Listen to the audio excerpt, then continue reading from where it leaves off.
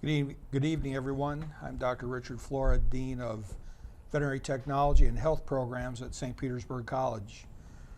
We'd like to welcome you this evening as you learn more about the programs that are offered through the college in an online environment. And within my programs, our veterinary technology program is available as an online program.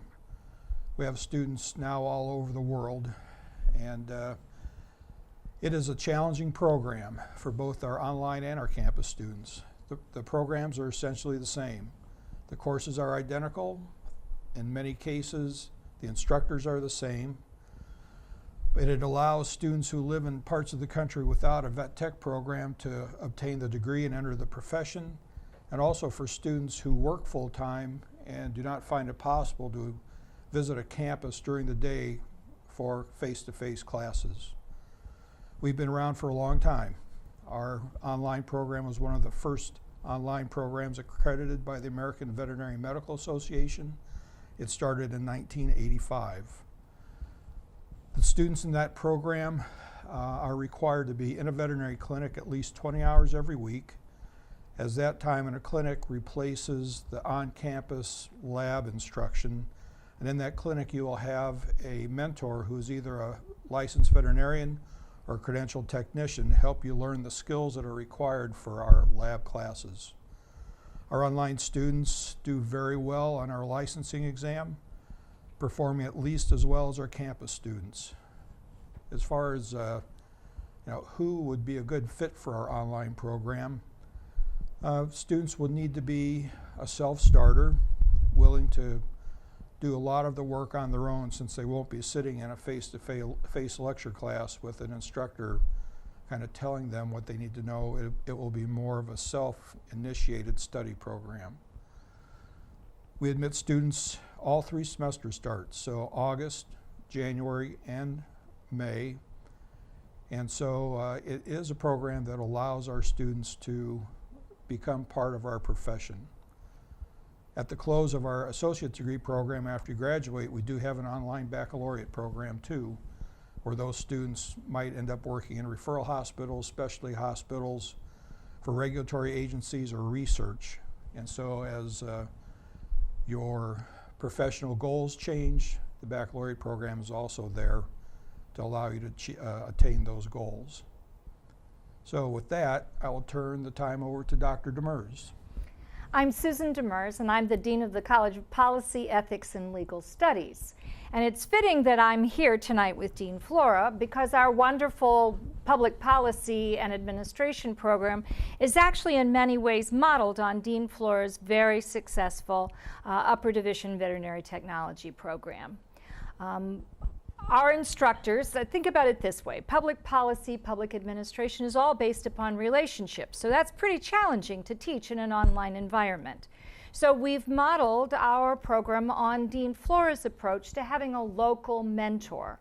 Our public policy program is the most recent program, 4-year program to be brought online. We still have 2 more classes to develop.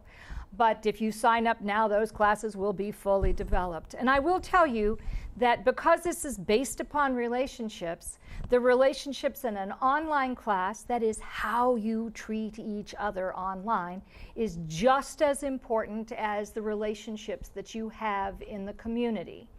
I will say that we have a lot, I would say the materials available for our online version of the program are as rich, but they're different than the materials we have available for our students in face-to-face. Obviously, we are here in Pinellas County, Florida, which means that we have 24 separate municipalities within which to place our students in internships. So that means there's lots of opportunities for internships here in Pinellas County, but for those of you at a distance, it might be a little bit more difficult, and that's why we want you to have that mentor right from the very beginning. I wouldn't necessarily say that online courses are more difficult, but they do require more time management and more focus. Because one of the things that happens is that when you're in a classroom, if you're losing focus, your classmates pull you back in. If you're losing focus, your study group classmates will pull you back in. If it's just you online without having that local support mechanism, it's really hard if you cannot stay focused. And that's part of the role of the local mentor.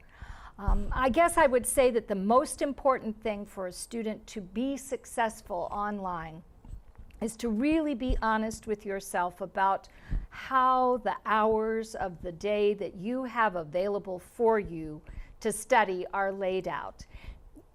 Be honest with yourself about what you need in order to learn. For example, for me, I don't learn well in 15-minute bursts. For some students, they do learn well in 15-minute bursts. But for me, I really need a good solid 2 hours, so I have to work my schedule around so I can do the reading and the thinking and the processing. For other people, though, 15 minutes here or there might in fact be the preferred way for them to learn. But you have to think about, how do I learn? How have things worked for me in the past? And with that, I just want to remind you that if you are interested in finding out more, you can join us on Thursday, April 6th at 7 and learn everything you need to know about our online classes and our other online programs. You'd need to click the link in the video description to register for that opportunity. Thank you.